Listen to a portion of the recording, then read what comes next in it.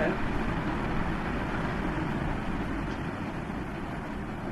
Hello दोस्तों, सभी साथियों को जय हिंद। इन सर्विंग एंड मैपिंग। हेलो दोस्तों, सभी साथियों को जय हिंद। इन survey and mapping YouTube channel में आप सभी लोगों का स्वागत है। आज हम एक करंट का मुद्दा देखने वाले हैं जो बिहार में प्रसिद्ध अवस्था में ये रूपांतरित हुई है, खड़ी हुई है। तो हम देख रहे हैं बिहार में सर्वेक्षण हो रही है, भू सर्वेक्षण। बेसिकली ये चैनल जो है ये लैंड सर्वेयर के लिए ही है और लैंड सर्वे में जो भी कार्य किया जाता है उसके लिए है। तो हम आज देखेंगे कि सर्वे का प्रक्रिया जो है, जो सर्वे है उसका हम फॉर्म भर दिए शिविरों में, ऑनलाइन माध्यम से, साइबर कैफे के माध्यम से, या अपना ऑनलाइन जितना भी संसाधन था उसके माध्यम से हमने फॉर्म को भर दिया। फॉर्म को भरने के बाद 8 अप्रैल से एक नोटिस जारी हुआ है और आप लोगों को भी यह चीज की जानकारी होगी कि 8 अप्रैल से लेकर के पूरे बिहार के कुछ जिलों में सर्वे की प्रक्रिया को चालू कर दी गई है। तो किसी भी चीज को सही तरीका से करने के लिए जो है ना, उसको बहुत भागों में बांट दिया जाता है। अब जैसे समझिए कि एक बच्चा को चलाने के लिए सबसे पहले उसको गुड़काने का प्रयास किया जाता है, मतलब कि चारों हाथ और पैर से चलने का प्रयास करता है, फिर उसको हाथ धरकर चलाया जाता है, फिर उसको दौड़ने के लिए सिखाया जाता है। इसी अनुसार से सर्वे भी है। सर्वे में भी कुछ चरण है जो स्पष्ट किया गया है, जैसे प्रथम चरण, द्वितीय चरण, तृतीय चरण, प्रथम चरण, द्वितीय चरण और तृतीय चरण। ये भू सर्वे है। क्या है भू सर्वे? Land survey. भू सर्वे या लैंड सर्वे। सर्वे का अर्थ होता है गणना करना या गिनती करना, ही सर्वे कहलाती है ना। तो देखते हैं आज सबसे जो महत्वपूर्ण चीज है वो सर्वे का चरण 1 जो किस्तवार है। चरण 1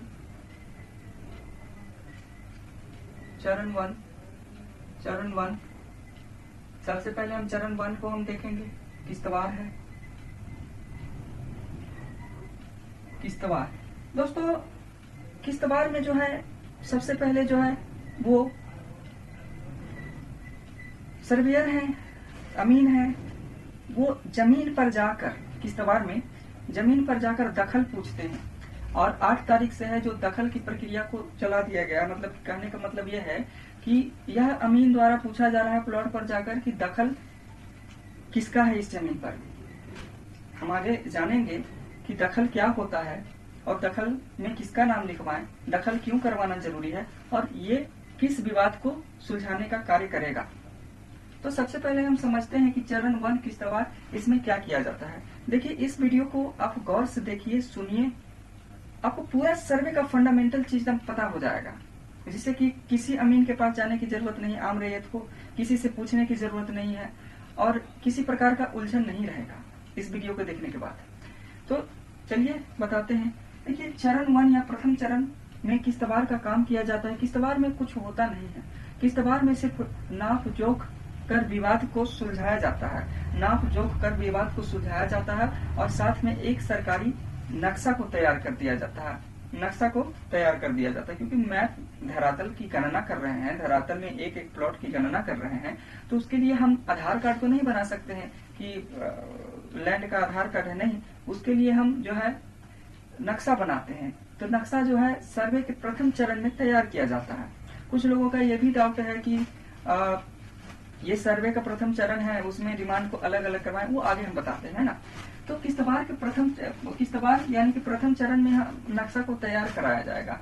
फिर आता है द्वितीय चरण, सर्वे का द्वितीय चरण, क्योंकि इस चीज को बांट दिया गया है। सर्वे के द्वितीय चरण में नक्शा बन गया, जमीन का नापी हो गया, नाप जोख करके नक्शा तैयार कर दिया गया। अब नक्शा तैयार हो गया है तो नक्शा में कौन जमीन कहाँ पे है इसको पता करने के लिए नंबर दिया जाता है, नंबर को भरा जाता है। तो वो नंबर जानते हैं, वो सर्वे के द्वितीय चरण जिसे खानापुरी कहा जाता है। आप गौर से सुनिएगा, सर्वे का द्वितीय चरण को खानापुरी कहा जाता है। खानापुरी में ही जो है ना वो नंबरिंग दिया जाता है नक्शा में। साथ में जब नक्शा में नंबरिंग, मतलब मैप में नंबरिंग हो जाती है, संख्या को लिख दिया जाता है क्रमबद्ध तरीका से, तब उसके बाद उसके संबंधित कागजातों को तैयार किया जाता है। जमीन के संबंधित कागजातों को तैयार किया जाता है। जमीन के संबंधित कागजात कौन कौन से होते हैं? तो जैसे खतियान होता है, जैसे पर्चा होता है, जैसे जमाबंदी होता है, जैसे लगान पर्चा होता है, जैसे बावली। मतलब कि कुल मिलाकर कहा जाए तो रैयत तथा सरकार का जो भी प्रॉपर्टी है उसका दस्तावेज तैयार करना और साथ में नक्शा में नंबरिंग देना सर्वे के द्वितीय चरण में यानी खानापुरी में कार्य किया जाता है। अब तीसरा स्टेप जो है, तीसरा स्टेप या तृतीय चरण बोले तो वो दस्तक एवं बुझारत का होता है। दस्तक एवं बुझारत मतलब कहने का मतलब, बुझारत का मतलब ये होता है कि किसी भी चीज को सुधार करना। अब समझिए कि सपोज कीजिए कि गणना हुई, सर्वे हुई, गणना हुई, इकाइयों को लिखा गया, उस चीज में बहुत लोग छूट भी गए, बहुत लोगों का कार्य छूट भी गया, कुछ लोगों का गलती भी हुआ, डॉक्यूमेंट में कुछ कुछ गलती हो गया, जैसे पिता का नाम में फलाना बाबू है, अब हो गया ठिकाना बाबू, तो ये चीज भी है। तो ये सब चीज को सुधार करने के लिए तस्दीक एवं बुझारत का इस्तेमाल तृतीय चरण में किया जाता है, यानी कि सुधार करने का क्रम तृतीय चरण है। उसके बाद जो है मैप तैयार होकर, जितना भी नया सर्वे का कागज है वो तैयार होकर अंचल में डीटीओ ऑफिस, बीओ ऑफिस और डीएम ऑफिस हर जगह मतलब कि पहुंच जाता है। अब हम समझते हैं एक बहुत ही खास मुद्दा है, समझते हैं बहुत ही खास मुद्दा। क्या हम समझेंगे भाई? खास मुद्दा को समझेंगे। ये बहुत खास मुद्दा है। ये है, क्या है भाई? तो ये है कब्जा।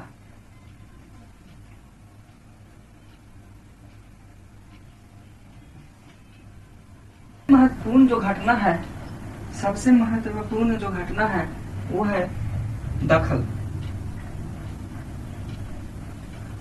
दखल का मतलब क्या होता है? दखल का स्पष्टीकरण से मतलब समझे हम, दखल का स्पष्टीकरण से मतलब हम समझें तो ऐसा समझिए कि आप किसी बात में, आप सपोज कर लीजिए कि कोई बात कर रहा है, आप दो व्यक्ति हैं और बात कर रहे हैं और तीसरा आकर बोलता है, कुछ भी बोल सकता है, तो आप ये बोलते हैं कि आप इस बात में दखल अंदाजी ना करें, अर्थात कहने का मतलब ये है कि आप इसमें एंट्री ना करें। तो दखल, जमीन से क्या मतलब है भाई? दखल तो सर्वे में जो है ना, दखल कब्जा को, दखल या कब्जा को जानना पड़ता है और जांचना पड़ता है कि वर्तमान में जमीन किसका है। जमीन बिका है, जमीन बिका है तो किसके नाम पर बिका है? अगर उसके नाम पर बिका है तो वही जमीन पर कब्जा किए हुए है या उसके अलावा और किए हुए हैं, है ना?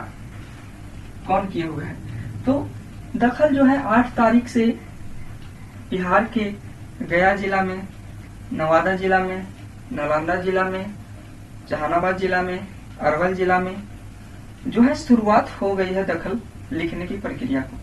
ये कैसे होगा? तो सर्वेयर टीम जो है वो अपने आप अपने अनुसार निर्धारित करेगी कि हम 100 प्लॉट में जा जाकर, एक दिन में 100 प्लॉट में जा जाकर दखल को लिखने का प्रयास करेंगे, या हो सकता है कि 20 प्लॉट 50 प्लॉट, वो अपने अनुसार दखल लिखने का प्रयास करेंगे अपना समय के अनुसार।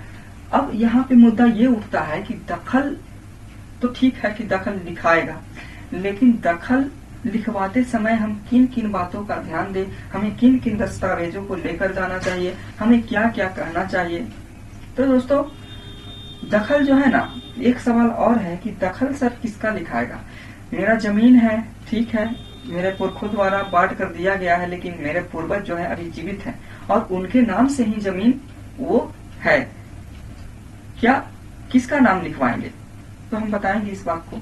देखिए, दखल लिखवाते समय कुछ महत्वपूर्ण बिंदुओं को देखना चाहिए। जैसे आप उस प्लॉट पर, अपने प्लॉट पर जाएं, जाने के बाद आपको क्या क्या दस्तावेज जो है लेना है। तो आपको यदि खतियान है तो खतियान ले लीजिए, यदि रसीद है तो रसीद ले लीजिए, यदि जमाबंदी है तो जमाबंदी ले लीजिए, है ना? ये सब ले लीजिए। अब कुछ लोगों का कहना होगा कि खतियान ठीक है, खतियान है, लेकिन खतियान जो है मेरे पूर्वज के पूर्वज का बना हुआ, मतलब कहने का मेरे पिताजी के नाम से नहीं, मेरे दादाजी के नाम से है, तो क्या करना होगा? तो आप खतियान ले जाइए और उसके साथ वंशावली भी ले जाइए, वंशावली ले जाइए और अपने पिताजी का आधार कार्ड, अपना आधार कार्ड ले जाइए, जिससे कि सर्वेयर है, अमीन है, उसको सब काम करने में जो है ना सटीकता मिलेगी, जिससे विवाद कभी उत्पन्न होगा ही नहीं, है ना। अब ये तो हो गया रैयती जमीन के, खानदानी जमीन, पैतृक संपत्ति के लिए। जो लोग जमीन को खरीदे हैं, जो लोग जमीन को खरीदे हैं वो कौन कौन से दस्तावेज ले जाएंगे? तो जो लोग जमीन को खरीदे हैं तो वो अपना केवाला ही मुख्य रूप से ले जाएंगे, और हो सके तो रसीद भी ले जाइए, और हो सके तो आधार कार्ड भी ले जाइए। ये है ना, ये दस्तावेज आप लोगों को ले जाना है। अब हम आते हैं उस टॉपिक पे कि जमीन तो भाई बट कर मिल गया, तो कब्जा, दखल कब्जा किसका लिखवाए नाम? तो देखिए मेरे प्यारे साथियों, जिस व्यक्ति का नाम आपके जमीन संबंधित दस्तावेज में है, यानी कहने का मतलब रसीद में है, कहने का मतलब आपका जमाबंदी में है, जिस व्यक्ति का नाम, अब हो सकते हैं वो आपके पिताजी हो सकते हैं वो दादाजी हो, और वो जीवित है, तो उनका ही नाम लिखाएगा दखल में। एक बार और कहता हूँ, जिस व्यक्ति के नाम से जमीन का कागज हो, पेपर हो, और वो व्यक्ति जीवित हो सकता है कि वो पिताजी हो सकता है कि वो चाचा जी हो सकता है कि वो दादाजी हो सकता है कि वो बड़े मतलब ये हैं, तो आपको उनका ही नाम लिखवाना है। हाँ, अब किस अनुसार में हम उनका नाम ना लिखवा करके अपना नाम लिखवाएंगे? तो पिताजी के नाम पर या दादाजी के नाम पे ये आपका संपत्ति का पेपर उपस्थित था, लेकिन इस सर्वे में आपके नाम से होना है, तो वहां पे अपना दखल लिखवाइए कि भाई जो है दखल हम किए हुए हैं, उन लोग का देहांत हो गया है और मेरे नाम से खतियान तैयार होगा, क्योंकि आप सर्वे के जब फॉर्म भर रहे होंगे उसमें आप लिख दिए हैं। और जिन लोगों को मतलब कि पीछे हम ये बात छोड़ दिए कि पिताजी का ही नाम लिखवाना है या जिसके नाम से उसी का नहीं, साथ में अपनी परिस्थिति के अनुसार, मतलब कहने का मतलब यह वहाँ अमीन अपने परिस्थिति के अनुसार वहाँ पे आपका भी नाम अटैच कर देंगे। जैसे मान लीजिए कि हम हैं, मेरे पिताजी का प्लॉट है और पिताजी जो है वो मालिक है, भाई पैतृक संपत्ति के वही मालिक है, और हमें कुछ उस संपत्ति में बांट कर दे दिए, या जमीन को खेती करने के लिए या घर बनाने के लिए दे दिए, तो वहां पे हमको लिखवाना होगा। अब हो सकता है किस आधार पर मिला है, संपत्ति जो है वो बंटवारा के नाम पर मिला है, बंटवारा के आधार पर मिला है, तो हम वहां ये बोलेंगे कि ये मेरे पिताजी के नाम पर संपत्ति है, ये मेरे पिताजी के नाम पर संपत्ति है जो फलाना नाम है और जीवित है, लेकिन मेरे पिताजी बंटवारा के आधार पर इस जमीन को दिए हैं, जिस पर हम 20 वर्ष या जितने वर्ष से आप कायम हैं वो लिखवा सकते हैं। ये चीजें लिखवाना। अब समझते हैं कि विवाद क्या सॉल्व होगी। ये अहम मुद्दा है, यह अहम पहलू है कि दखल कब्जा लिखवाते ही कौन सा विवाद है जो समाप्त हो जाएगी। दोस्तों, सबसे आए दिन ये सुनने को मिलती है कि जमीन हमने खरीदा, जमीन का कब्जा कोई और किए हुए है। ऐसा भी होता है, या ऐसा भी होता है कि जमीन मेरे नाम से है, कब्जा कोई और किए हुए है, रसीद हम कटवा रहे हैं, उसको मालूम भी नहीं है कि मेरा जमीन है कि क्या है क्या नहीं है। तो अगर अवैध रूप से कोई जमीन पर कोई कब्जा किए हुए होगा, अवैध रूप से कोई जमीन पर कब्जा किए हुए होगा, तो ये सॉल्व हो जाएगा, ये सीधे सरकारी रिकॉर्डों में लिखा जाएगा। अब देखिए, अब जमीन का जो पेपर है जिसके नाम पे होगा और वो उपस्थित करवा देगा, तो उसके ही नाम पे ना होगा। तो कहने का मतलब ये है कि 4 व्हीलर या 2 व्हीलर मोटरसाइकिल हम लिए हैं और मेरे नाम पर पेपर है, कोई चोरी करके ले गया है, चोरी करके या अवैध रूप से उस पर कब्जा कर लिया है, तो उसका नहीं ना होगा, है ना। तो ये है, ये चीज है। दखल कब्जा को इसलिए लिखा जा रहा है और ये विवाद को सॉल्व किया जाएगा, क्योंकि जो जमीन संबंधित विवाद है आए दिन देखने को मिलता है या पारिवारिक व्यक्तियों से देखने को मिल रहा है, तो इसे एक बैग सॉल्व नहीं किया जा सकता है, धीरे धीरे करके डिवाइड पार्ट में बांटकर ही सॉल्व किया जा सकता है। तो ये सब है दखल लिखवाने का प्रक्रिया, और चरण 1 में ये दखल लिखवाया जा रहा है। कल के वीडियो में हम आप लोगों को बताएंगे कि वो महत्वपूर्ण एक केस है, उसके बारे में बताएंगे, जो कल के वीडियो में आप लोगों को दिख जाएगा। यदि अभी तक इस वीडियो पर बने हुए हैं तो लाइक कीजिए और शेयर कीजिए अधिक से अधिक व्यक्तियों में, जिससे कि ये जो है वीडियो सभी लोगों में पहुंच सके। सभी लोगों को जय हिंद, जय भारत। और ऐसे ही अपने भूमि पर विवादों को निपटारा करने के लिए हमसे भी संपर्क कर सकते हैं या मेरे सर्विसेज को भी ले सकते हैं। उस पे आपको कैसे लेना है, तो हेल्पलाइन नंबर पर कॉल करना है। जैसे मेरा नंबर क्या है 9693014493, आपको डिस्क्रिप्शन में मिलेगा। अगर किसी को मुझसे मिलना है तो डिस्क्रिप्शन में एड्रेस है, वहां से भी आप आ सकते हैं, है ना। चलिए ठीक।